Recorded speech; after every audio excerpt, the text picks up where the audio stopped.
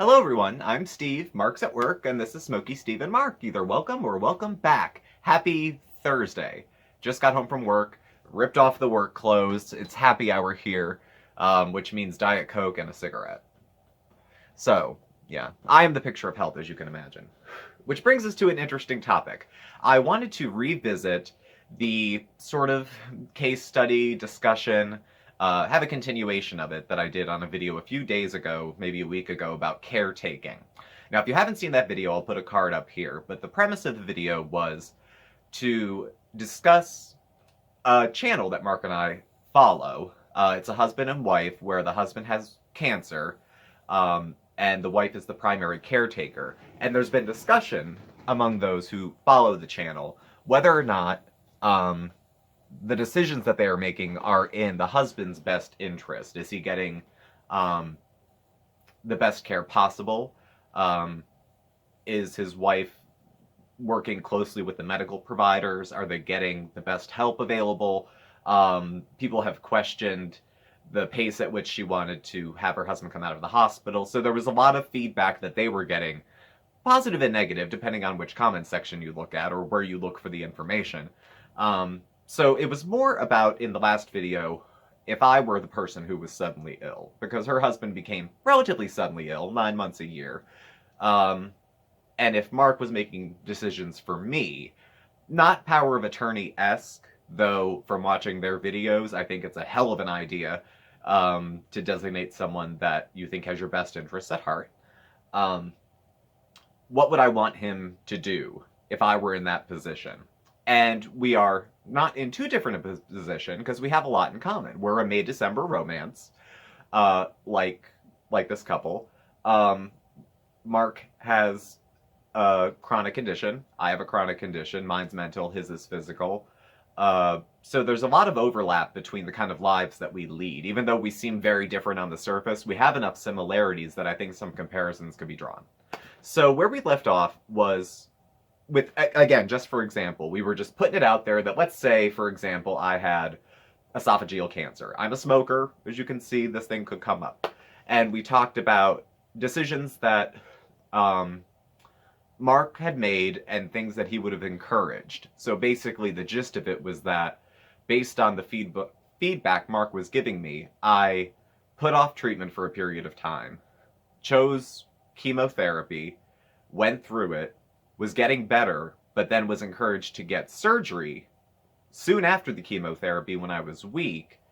And I don't know that Mark completely understood the consequences of that going into it, but then I was post-surgery and Mark wanted to bring me home after only a week in the hospital. So, where we'll pick up is me coming home.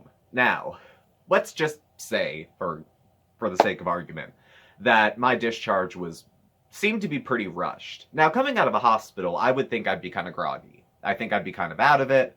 I think from having anesthesia, from being in a large measure of pain for a period of time. Granted, I would have, let's say had an epidural, let's say they were giving me some painkillers, things like that. So I might be not quite together, and I might be depending on Mark to retain the information, to find out about aftercare. I'm in the hospital, I've had tubes coming out of me for days.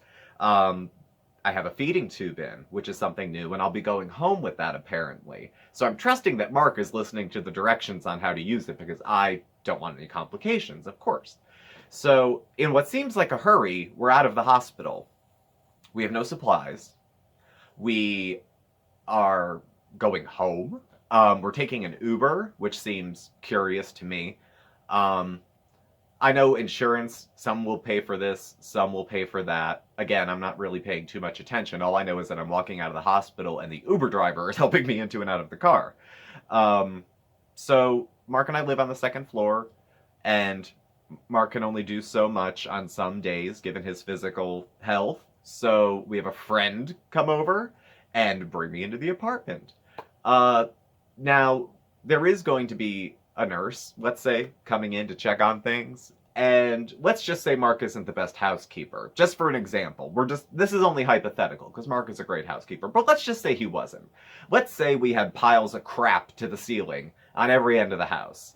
And it was like a hoarder's paradise, like where you had to shuffle in between, to the point where they can't get my walker in as far as my bedroom, so I have to sleep in a chair my first night home, which, could be a little lonely, especially if Mark's in the bedroom because he can walk and I can't. So it's uncomfortable. It's my first night at home. I have my feeding tube, and I can't really walk even though I'm supposed to be practicing walking. So get through the first night. Mark's still filming this. Now, he filmed in the hospital. I guess it's a little different now that we're at home. I can't get up to walk away without his help, so if he decides to film, I'm in the film. I'm in the video if he decides to film. What am I going to do? Help me up, don't film me?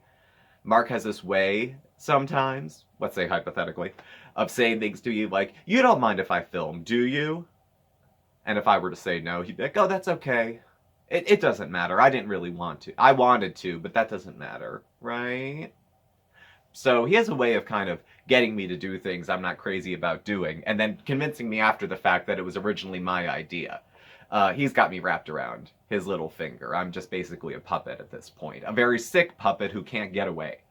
So again, Mark's charged with my care, and again, the feeding tube was what he was supposed to be responsible for. Now, Mark is after the fact saying that no one told him about any of the stuff that I was going to need, that nobody told him it was going to be 24-hour feeding tube, that nobody told him this or that.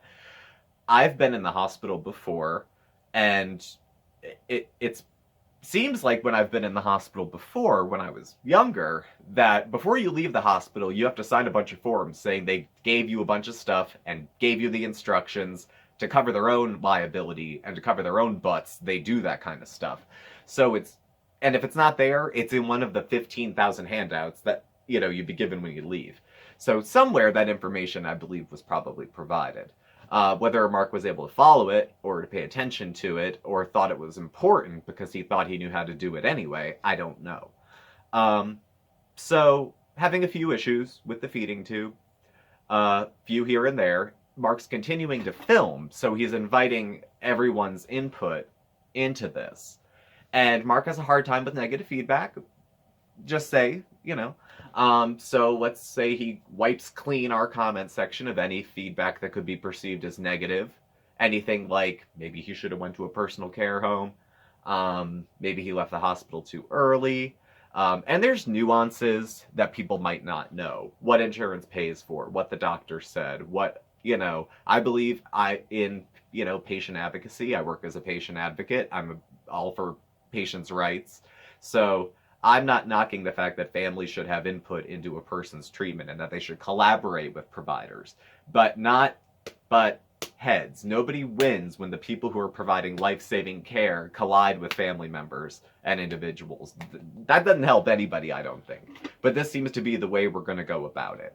Mark has an issue with every single person we run into contact with, from the visiting nurse to the orderlies, to the kitchen staff, to the nurses, to the doctor, to the surgeon, to the ambulance driver, to the guy who brings towels, to the janitor, like everybody. Apparently, everybody is out to get us. Everyone's out to get me. And it extends beyond my medical care, because now, apparently, he thinks our subscribers are out to get us, too. Now, we, show our home pretty freely. And if, for example, we did have crap piled to the ceilings and there wasn't a clear path to get to the bedroom, and I looked pretty ill, and there's a lot of people on YouTube who mean well, and there's a lot of people who don't. And that's a straight fact across the board. So, knock knock on the door. We had a visiting nurse come, and she was kind of course Mark said mean. And then the next day, there's a couple police officers apparently at the door, and they were doing a wellness check. I'm familiar with wellness checks on the mental health side of things. Just to make sure things were okay, just to put something on paper.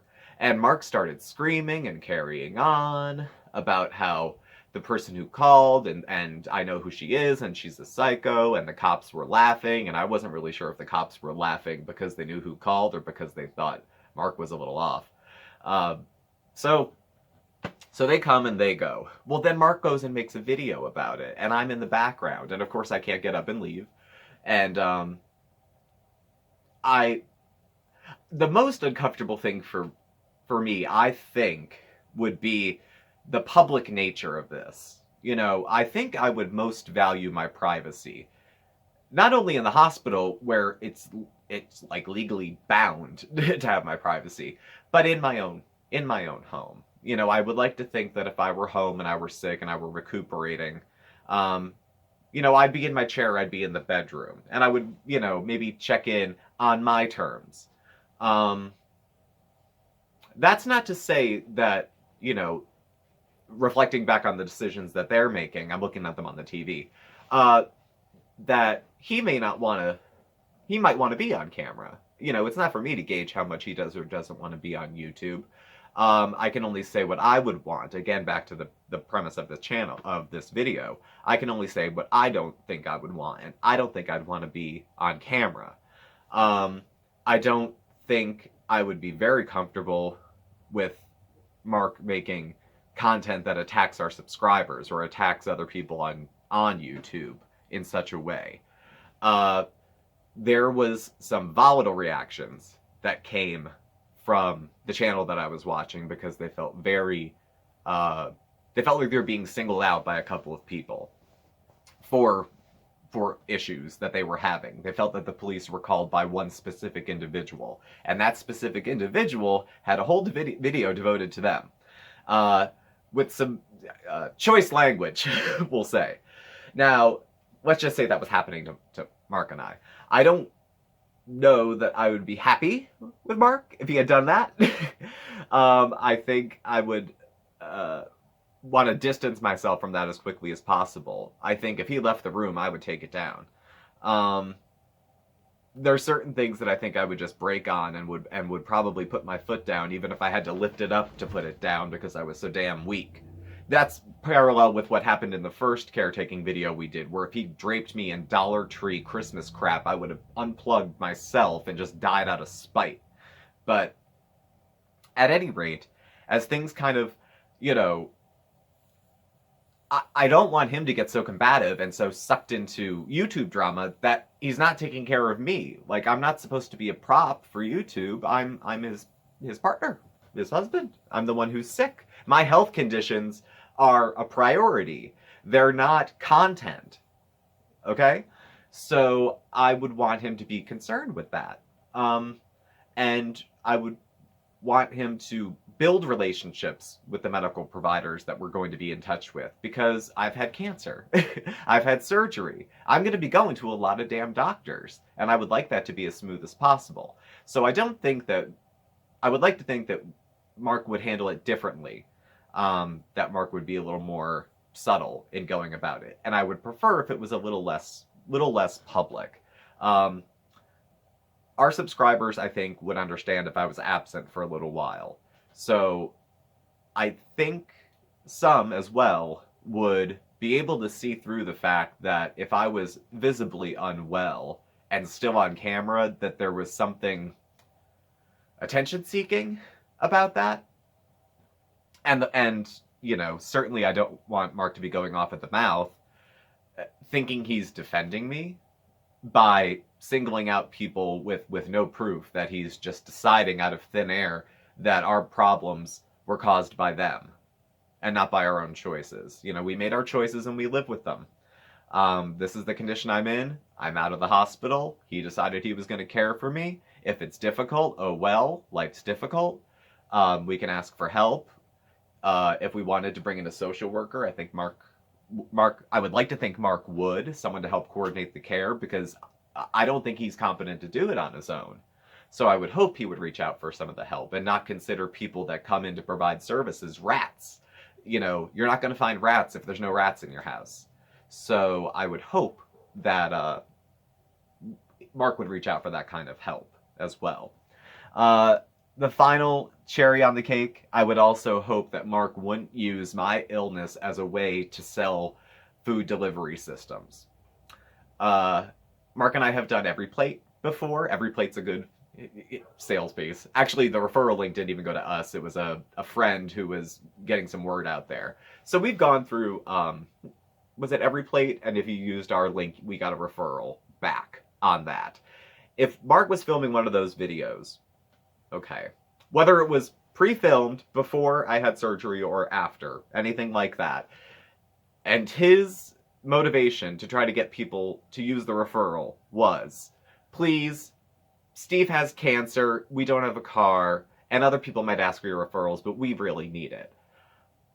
I would not be surprised if people unsubscribed. I would not be surprised if they unsubscribed in droves.